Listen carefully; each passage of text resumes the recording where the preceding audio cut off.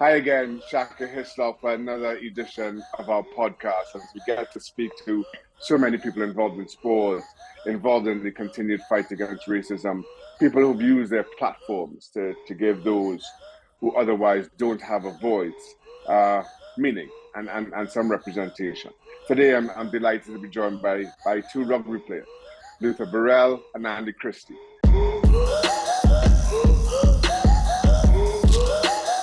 This is 25 for 25, a Show Racism the Red Card podcast. Make sure you subscribe on Apple Podcasts, Spotify, and YouTube.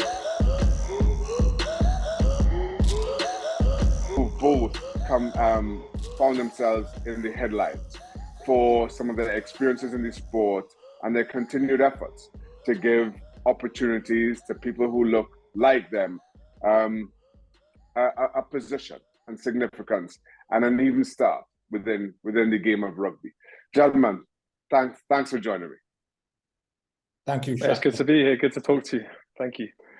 Let me just jump straight into it and just kind of get to understand a little bit of your own histories, your own starts and involvements in the sport. Luther, I'll go with you first. Yeah, okay. Well, again, thanks for having me, Shaka, and Show Racism the Red Card for inviting me on this podcast. I'm seeing a lot of the work that you're doing first and foremost, so I'm a huge fan, and hopefully some point down the line we'll do some more work together. Well, a little bit about myself. I'm from Yorkshire, Huddersfield. My story into rugby was I initially was at sports day at my junior school, St. Patrick's Junior School. I was at sports day doing the egg and spoon race, and one of the children's parents over there saw me running down the track with this egg and spoon. Went over to my parents and asked, "Oh, do you fancy letting your son come down to rugby training? You know, it looks like it'd be pretty handy." So my parents obviously were like, "Yeah, anything just to get rid of me. Off you go." So before you know it, I'm part of the local rugby club in Huddersfield. And, you know, within a few weeks, I said to my mum, "You know, do you think I could do this as a job?" And she said, "Absolutely, son. You know, anything you put your mind to, you'll be able to do." So we in short, we have egg and spoon to blame for your I tell you what as well. I tell you what, my mum's this story I told a while ago. Through my junior period, I must have been about 15 years old, 14, 15 years old, and I was playing well. You know, as a kid, when you're playing well, I was that guy, get the ball to Luther and he'll score or he'll do something. And I was kind of that guy, which was cool. It's always nice to be in that position, you know. When I was playing football at school, for example, I wasn't very good, but my teammate was good. I would get the ball to him because he was going to do something, right? But it happened to be I was that guy in rugby. And for whatever reason, I didn't get picked up initially at first by Leeds. And there is a point to this story. Initially, I didn't get picked up, but one of my teammates got picked up, and obviously, I was young. I was a young teenager, and I was sulking. And my mum was like, "What's going on?" And I said, "Oh, so and so's got picked up," and you know, I really felt like I would have an opportunity to play. I don't understand. I've not had any bad games. Not done anything wrong. I'm straight down the line. So my mum gets on the phone, makes a call to Leeds. "What's going on? Why have you not selected my son? Tell me, da da da da." So the secretary's like, "Right, just send an email to this address." So she sends an email to the coach at Leeds, and the coach writes back initially and says, "Right, okay, if you believe in your son that much, we'll get him down." And then that was it. For the next 3 years, I trained, you know, my ass off, and at 17, 18, I'll sign my first professional contract. But again, moral of the story is I got a lot to thank my mum for, because she initially she took that out of my hands, where I probably wouldn't be in this position. I was not brave enough as a kid to go make that call. I wouldn't know what I would go down, but my mum, you know, took that into her own hands, and the rest is history. From there, I kicked on, and I went to obviously have a pretty successful career. So big up, Mama. She sorted me out. My mums are the best. Mums really are. Thanks. Andy, Thanks. please tell me you can be that egg and spoon story. I can't be that egg and spoon story. No, my mum was a little bit different. I mean, I was a really big and fat kid, so I think initially rugby was pretty suitable. Like, I played a bit of football, I was okay at football, but Yeah, I was just bigger than all the other kids my age. So I've got an older brother. He played, so I kind of just followed him down. We had rugby clubs near where we grew up in Bristol.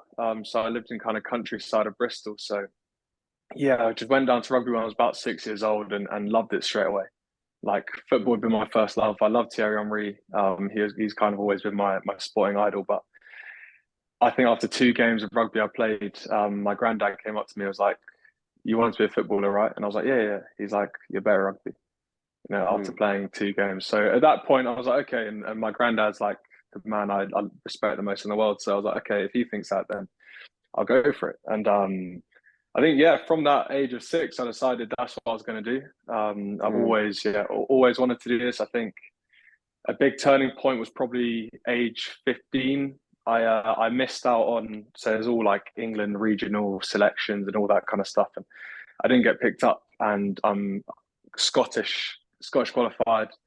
And I sent an email to like the Scottish Exiles coaches. So obviously Luther there was talking about your mum contacted the coaches. Like I emailed the coaches myself for Scotland. And I was like, look, is there anything I can get involved in? And they invited me to a few camps. I went to those. They did trials then for Scotland under 16s. I got in and ended up playing for Scotland under 16s. So that at that point, I was like, okay, I've put a lot into this myself, and I've reached out myself. And off the back of that, I got a scholarship to Harrow School, which is, in my opinion, the best school in the country. It's up there. It's a very good school. And from there, joined Saracens Academy and got signed out of school. So it's quite a straightforward story. Not in fairness, not too much like adversity, but a lot of it's just been, a lot of, I say, hard work and kind of just following a path. And yeah, still at Saracens, still love it here, and kind of hope to be here for a lot longer, really. There's a lot to be said for both of your stories. Well, to younger players, neither of you getting picked up that early on, your talents not being recognized, but through hard work and a commitment to the sport, you do eventually find your way into professional rugby, and both of you having careers that you can be very proud of. That being said, Andy, you referenced going to private schools, and we know rugby as being as big as it is, sitting in private schools, and the cliches, it's a gentleman's sport. But how was that experience for you? I know as well that you speak of being one of only 3 or 4 people of color in a year. How was that private school experience, albeit as an up and coming rugby player? Yeah, I look at Harrow, for example. So that's an all boys boarding school, right? And I went there on a scholarship, and it's kind of, you've got guys there who are millionaires, billionaires, kids, and stuff like that. And you go there on a scholarship, and there's like kind of 2 sides of the coin. There's the one side where guys want to get to know you and show you interest because you've come to the school for like a purpose as opposed to just having money. But then there's the other side where it's kind of like you can be made to feel a bit of an outsider, or like you almost don't belong because, there's all these kids who, some kids is like generations on generations of their family have gone to this school, and you just rocked up because, okay, you can, you play rugby. So there's kind of those 2 sides to it. I enjoyed my experience there because, I'm half Nigerian, and there's tons of Nigerian boys there. Whereas coming from private school in Bristol, I was, one of maybe 4 in my year, like black people in my year. So that was a whole different experience. And again, like I'm so grateful because I've got 2 brothers. I never felt so excluded, or I never felt isolated away from everything else, because when my home life, my family life is what it was. So we'd go home, we'd eat Nigerian food, we'd listen to Nigerian music, all that kind of stuff. So whatever happened then at school, as long as, I never felt massively discriminated against. But whatever happened there, that was kind of my school life. I isolated that away from my family life, which was what it was. So I never had to sit there and kind of think, oh, what should it be like? What could it be like? Because, my family life, I felt like, especially thanks to my mum, who's British, was managed so well that we always felt, connection to our roots, And Luther, let me ask, so again, just kind of leaning on that theme around rugby being a gentleman's sport, and Andy speaking about his own private school experience. And you mentioned your experiences at Newcastle, the RFU action plan that came out as a result, spoke about the classism within the sport. Does some of that history and ties with public school kind of lend to the classism that maybe is seen, you experienced in rugby? Yeah, I'd be interested to see what Andy's thoughts were on that, because I don't know your background really, Andy.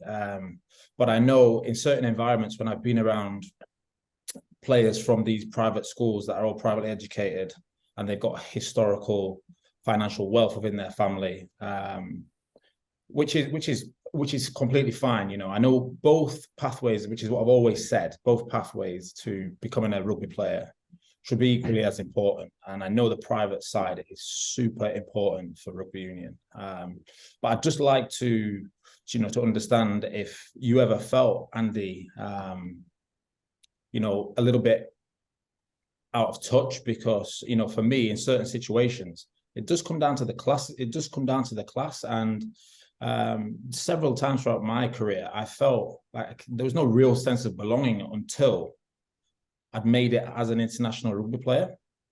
And it was like, right, okay, well, he's actually done okay. So we're going to accept him a little bit more now, and we'll probably give him more of a voice, and we'll probably hear him a little bit more. Which to me is obviously it's systemically it's wrong. So I'm just interested to know what your experience was like at private school, because like I say, I don't know too many black people from private educated schools. I know obviously Maro is one. I think he went to school as you, right? Yeah, he went to Harrow. Yeah. So I'd just be interested to know if you felt anything like that. So the first school I was at, Bristol Grammar School. So private school in Bristol. Like I said, my older brother was there, and he was captain of his team. And then I went on to be captain of my team. I still talk to multiple teachers or coaches really from that school. They're still in touch with me. So I have to give them props, because they always looked out for me, always made extra effort for me. My dad spends a lot of time in Nigeria and did when I was at school. So he wasn't always around. And they would go out their ways to help me, as would kind of fellow friends' parents. So I can't say personally if I've had loads of difficulties being in those spaces, certainly within rugby.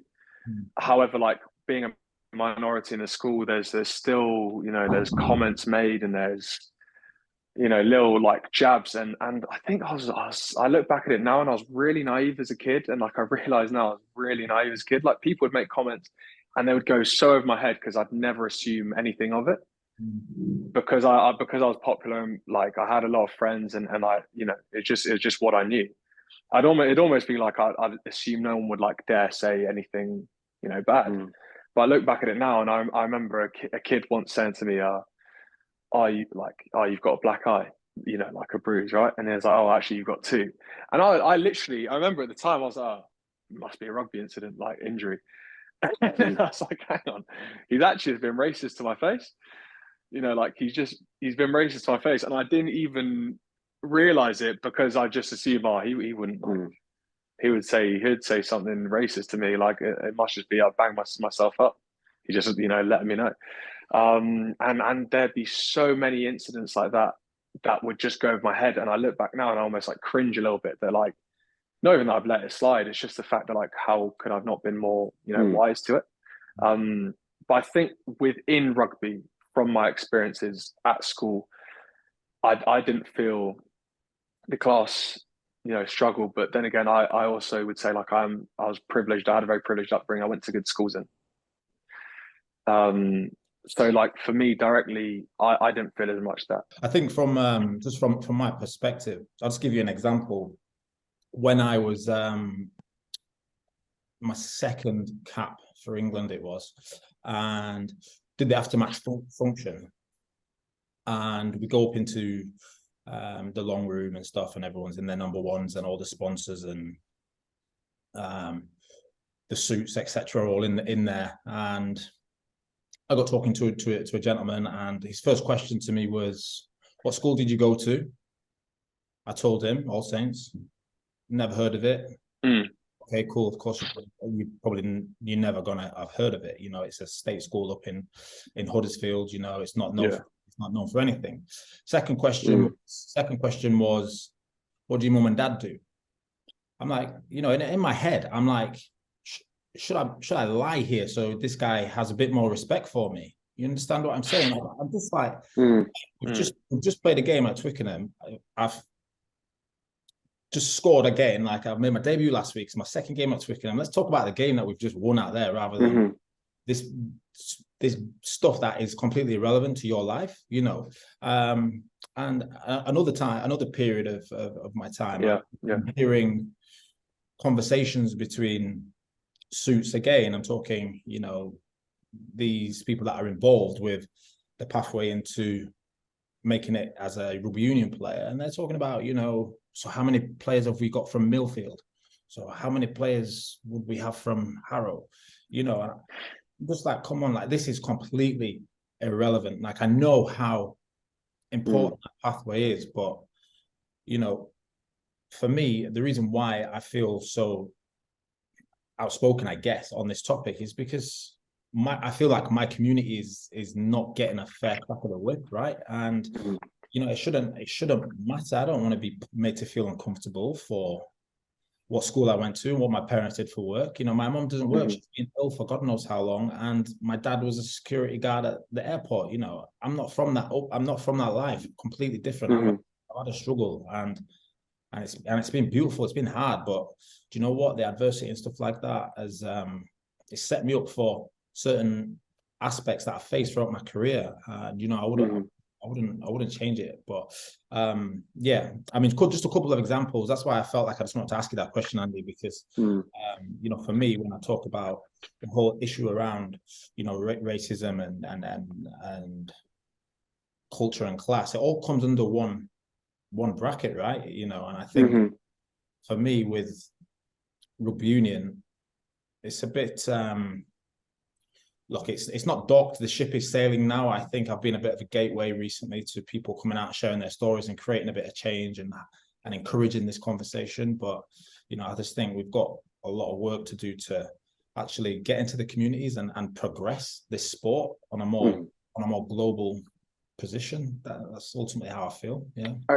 I totally agree. And I think that story you tell, Luther, speaks to the institutionality of racism and unconscious bias, right? So while this gentleman is asking these questions, and he may very well be totally oblivious to the biases that he's perpetrating, you as well, and especially as a young athlete, there is something to be said about feeling slightly embarrassed about, or questioning, even if you aren't embarrassed from where you've come from, you thinking, do I tell a lie here to give yourself just a better platform in the sport, or be seen as better, more worthy of your call up within that sport? And I think how one of the big shifts in how we as Black people, we as people with platforms,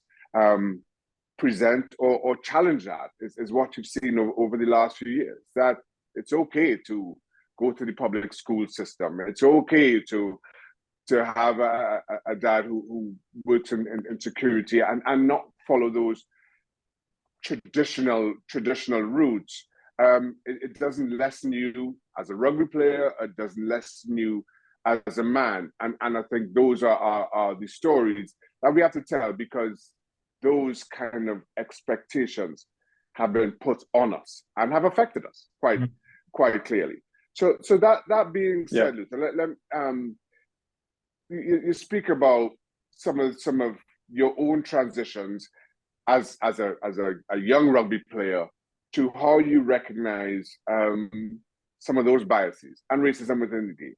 And he spoke of it as well, and that naivety he spoke of as a teenager in school around, it was racism, but so often it's packaged or trying to sell to us as banter.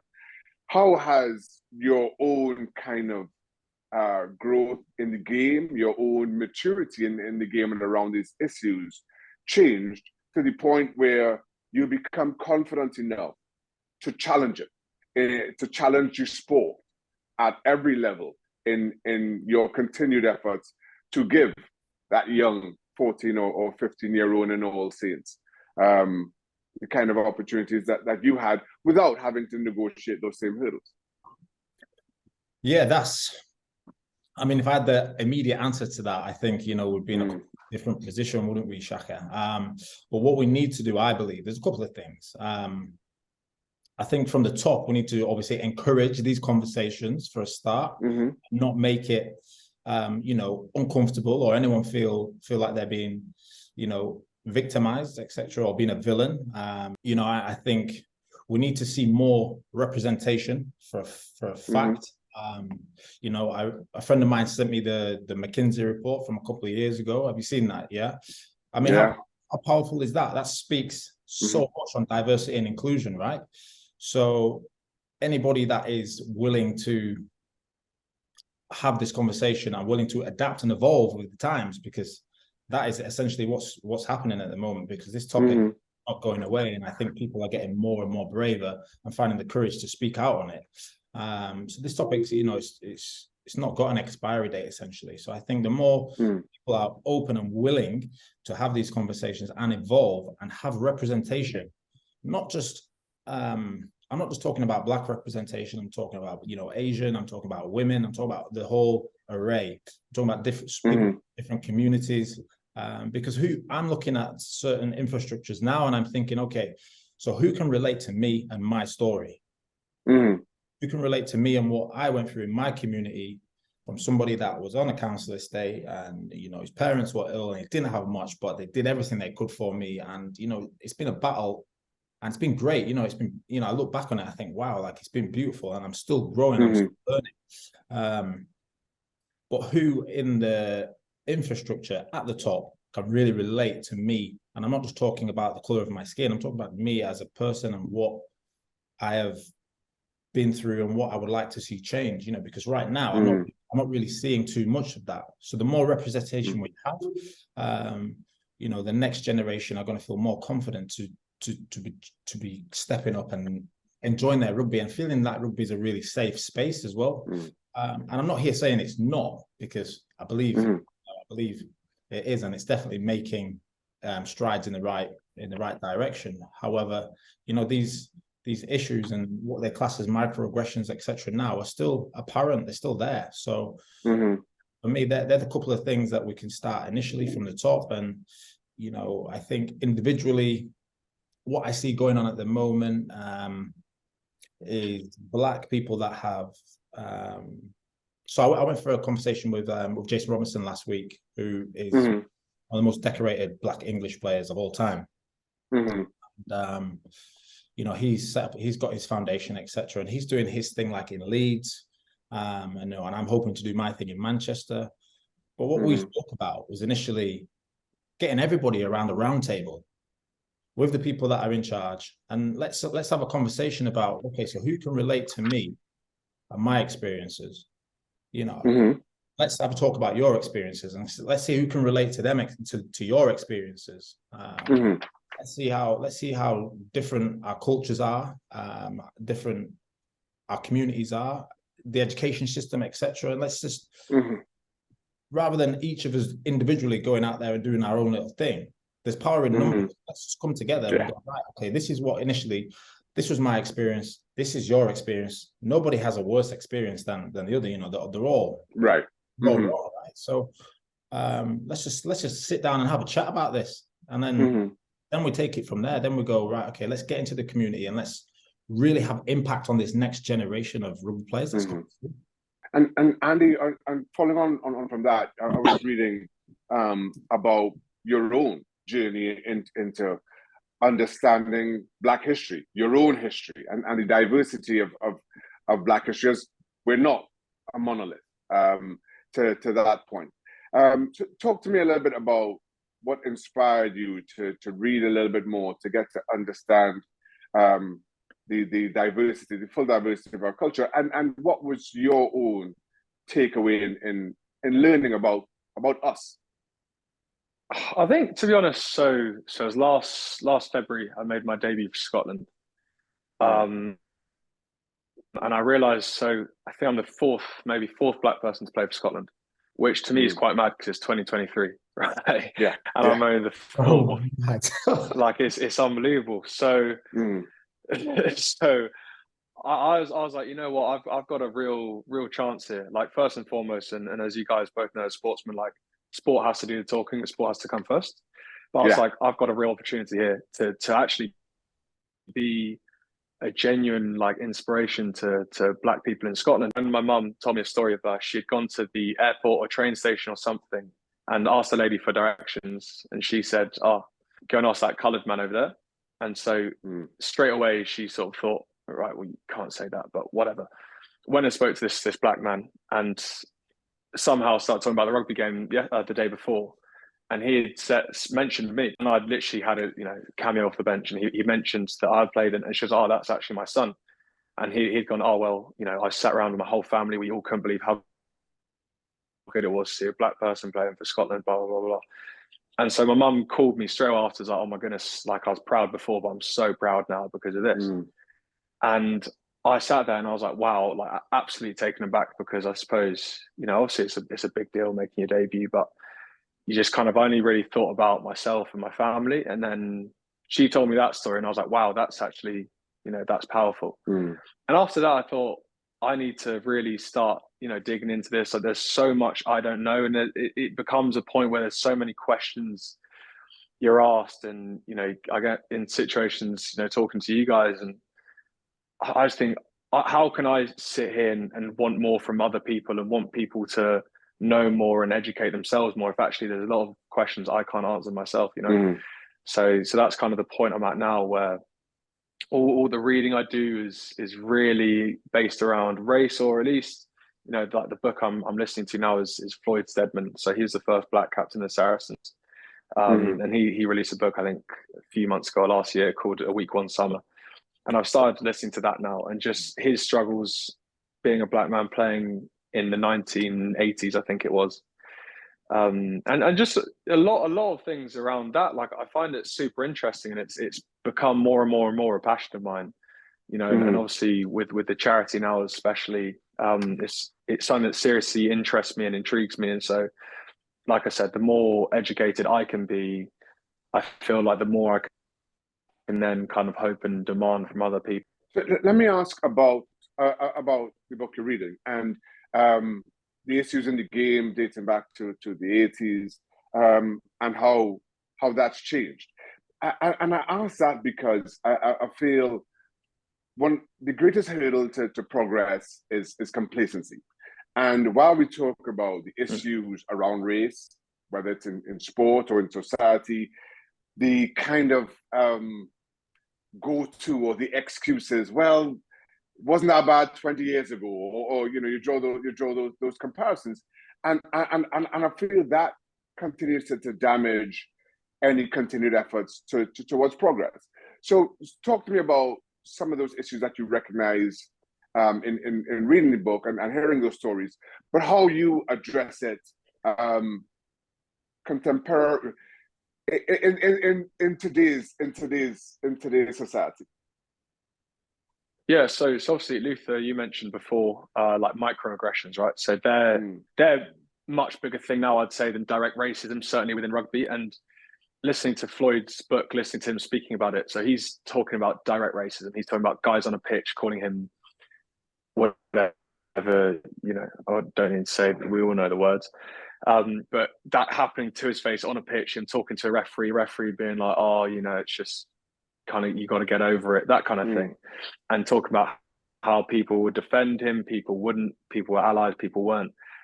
Whereas now I think you're kind of more faced with, take Maro, for example. So Maro is, brilliant brain. He's a leader in our team. He leads our line out, so he's very intelligent, and he has to do a lot of work behind the scenes in terms of just to get our team ticking from set piece and things like that. but the number of times you'll hear him referred to as a brilliant athlete as opposed to a brilliant rugby mind. And so those are the kind of things, and those are, you know, whatever you want to call them, microaggressions or unconscious bias or conscious bias, or you're faced with that constantly. Is like, and you know, as much as it may be getting better, you're still faced with the kind of, I do find people want to say about a black person, a black player, is how athletic they are before anything else, before their skill set, before their leadership, before anything else. You're not going to get called the N-word on a pitch now. That would be absolutely mental. If it did happen, it'd be completely mental. There's ref mics, there's everything else. But, you know, I think it's a media responsibility, it's a coach responsibility to put, especially from a lower level as well, to put kids in, you know, positions that make decisions, fly halves, scrum halves, because you still don't see many black kids or black players, playing scrum half, fly half decision-making positions. And that for me would be a big step. How often do you see black kids on the wing just because they're fast? Well, guess what? It helps to be fast as a fly half too, you know? So I think those are the kind of things we're faced with a lot more now. I don't know, Leith.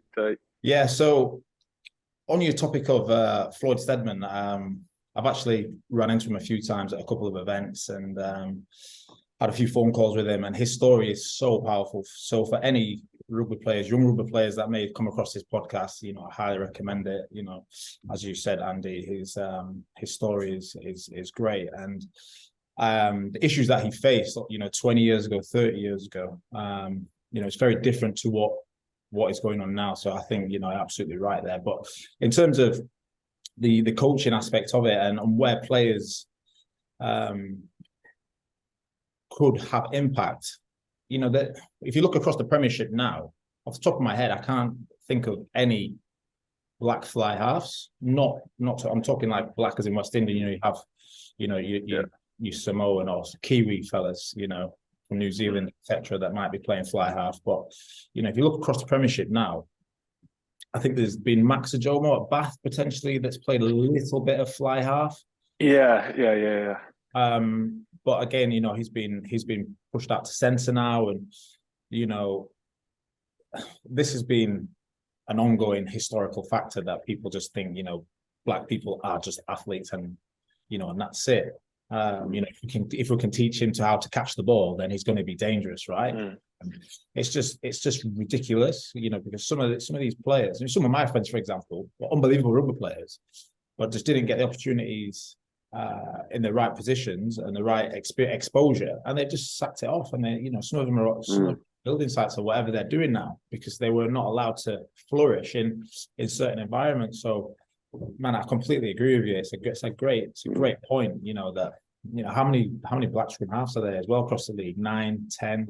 You know, in these key roles where it comes down to decision making. And I think what you're saying about Maro is so true. And I think Laws probably gets the same sort of methods, because I think a lot of people look at Courtney and just think, wow, he's actually just an amazing athlete. He just belts people, and you know, where actually he's a lot more than that. I think like because I've roomed with Maro, like I spend a lot of time with Maro. I see how much time he spends on his body, how much time he spends, you know, in a hotel room just before the game, still watching over set piece, watching the opposition, studying the game.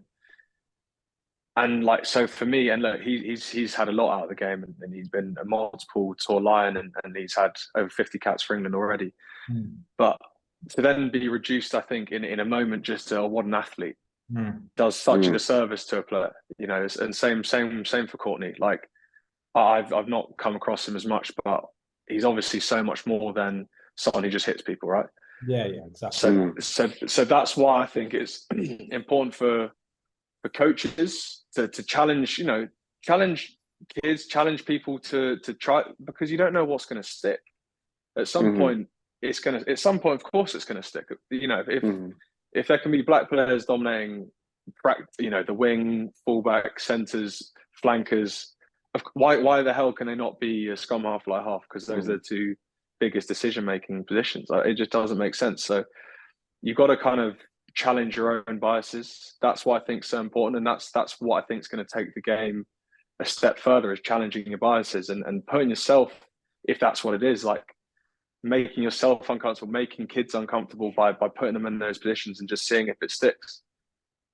In my own sport, the PFA has done some incredible research into exactly what you were talking about, Andy, how Black players are referred to as athletic, as being physical, as opposed to white players being intelligent and having guile, and just how commentators go to those phrasings, and how it shapes how those players are regarded. And to your point, in your sport, how they're then positioned or used well or poorly in so many circumstances. As you both know, I live in the US now. I went to university here in the US, where Doug Williams in Super Bowl of '89 became the first Black quarterback to ever perform in a Super Bowl. And then now in 2023, both teams had Black quarterbacks between Jalen Hurts and the other guy whose name completely slips me now, who actually went something Mahomes. You're right, yeah. Patrick Mahomes. Good, thank you very much. So for the first time, you have two Black quarterbacks performing in a Super Bowl, and I thought it's something I never thought I'd witness in my own lifetime. But it speaks to the progress, but it also speaks to how slow that progress is often recognized. Luke, I know you've had your own issues, and which prompted you to file the report as you did. That spurred the investigation into rugby in the meaningful and the RFU action plan that I referenced before. So some of your own experiences are a little bit different. Some of your own interactions, be it with teammates, opponents, or opposing coaches, I'm sure are a little bit stronger than might be thought. Yeah, of course. Yeah, I mean, at first I found it a little bit difficult to keep going over these conversations because I felt a little bit like I was playing victim essentially. But I should never. Ultimately, I've learned I should never feel like that. And after speaking to certain people, I should never feel like that, because the whole reason why I said this is because when I came out and I released my statements and the investigation obviously went ahead, was because ultimately I wanted to have some impact and have some generational change, right? It wasn't essentially about my experiences. But having said that, my experiences was really difficult for me, because there is certain aspects that happen in a change room and in team environments that we're all lads, and there is laddish banter, and it's great, and it's what makes rugby and football and sport in general, team sport essentially, that great, is the unity that you have when you're part of a team environment. So when your peers essentially are making these derogatory statements to you in what they class as banter, there comes a point where you have to actually open your mouth and be vocal. And first of all, the initial nail in the coffin for me was when a peer said to me, well, you've read the story, so about slavery and how I need something where my shackles were when I was a slave, right? So for somebody to say that in an environment around other players, it was almost unbelievable for me. And I thought, I have two children. I have a family that's steeped in history. There's so many, my community is looking up at me as a figure that has done something with his life. I've made a better life for myself, essentially. So a number of factors as to why I felt I needed to obviously say something. But it goes without saying, Shaka, like these comments have a real negative effect. it messed with my head for a long time. And then I felt like I couldn't talk about it because I was going against the status quo. Are people going to believe me? If they're doing an investigation, what's going to happen? Oh my gosh, I'm going to be this villain that's come out and said this, that, and the other. How deep is it going to go? Am I going to upset the people at England? And then am I going to lose this opportunity? Am I going to lose that opportunity? When ultimately should have been like, do you know what? I look back now and I think, why was I even thinking like that? You know, this is my experience. This is actually what happened. Like, this is fact. I need to actually I should just go and voice my opinion here and tell my story. So yeah, mate, it was very, very difficult for me at that period in time. Because essentially I then have to go. That was the worst comment for me. So when that particular comment was made, I then had to go out and train with this player, and then I had to go out and play on a weekend and look after this player. And you know, rugby is a very barbaric game, right? And you put your body on the line, and if you're not mentally there, you know, you're gonna come unstuck. And to be honest, I wasn't mentally there. I'd almost like clocked off because I was like, why am I gonna put my body on the line for this guy when, you know, he said this to me, you know? And whether he meant it from a purely racial point of view, you know, that's on him, you know. But the fact of the matter is, that is a line crossed there. You know, you cannot be talking about the color of my skin and slavery, etc. So, you know, from my perspective, I was almost like switched off, and it affected my game. Of course, it did.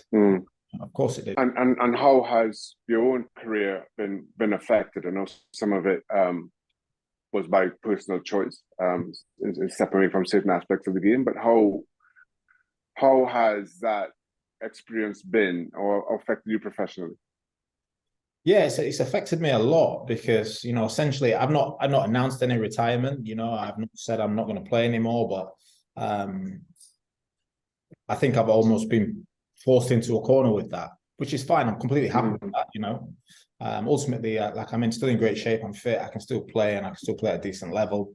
And we saw that from, you know, when I played Barbarians in November.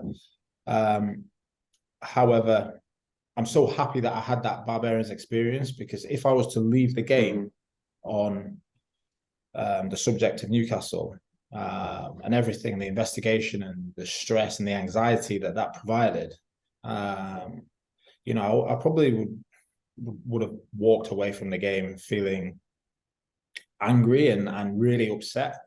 Whereas thankfully, I managed to play the Barbarians game, which was obviously players from all around the world. I had a great time, and it reminded me that rugby is a great game, and it is inclusive, because I was part of a team that had, you know, All Blacks, Ireland internationals, Welsh, Italian, you know, and we just came together and we got on and we went out there and we played and had an amazing time.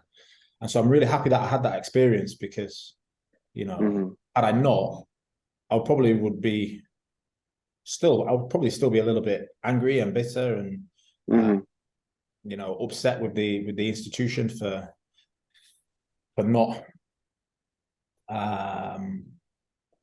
supporting me in a manner of which I believe should have been supported. So yeah, I mean, I do believe that now essentially I've probably been forced into a corner in terms of my playing career, which, do you know what? That's fine, because thankfully I've done some great things and I'm happy with that. And, you know, my community is fully behind what I've done and where I'm going now. And essentially, Andy, you talk about the impact you could have with Scotland. I mean, brother, that is so good, man. Like, I can't tell you, it makes me emotional when you're talking about it. It is so powerful, man. Because one thing I've spoke to some of the guys that are in charge of the RFU about is what I'm doing at the moment is creating a different type of legacy now. So if I can have such impact in the sport from this perspective, this is going to massively outshadow me, you know, representing England. You know, this is a whole different ballpark what I'm talking about, and this is why it's so important to me now to tell my story and get on platforms and have conversations like this with you guys. And Andy, like, honestly, so amazing, like, so powerful, man. And I honestly believe that you will be such a huge influence for the guys in Scotland. I mean, it's special what you're doing, brother. Yeah. To that point, Andy, tell me a little bit about your own journey at club and international level, in understanding who you are, who you represent, and how best to give voice to your own community. Yeah, I think so. I mentioned it earlier. Like, first and foremost, I think it's important to be in the position to do that. So you don't have a voice if you're not doing the business on the pitch. You don't have the platform if you're not doing the business on the pitch. So I think now that I've, the last 2 seasons, I've kind of broken through. I've started playing. I've become an international.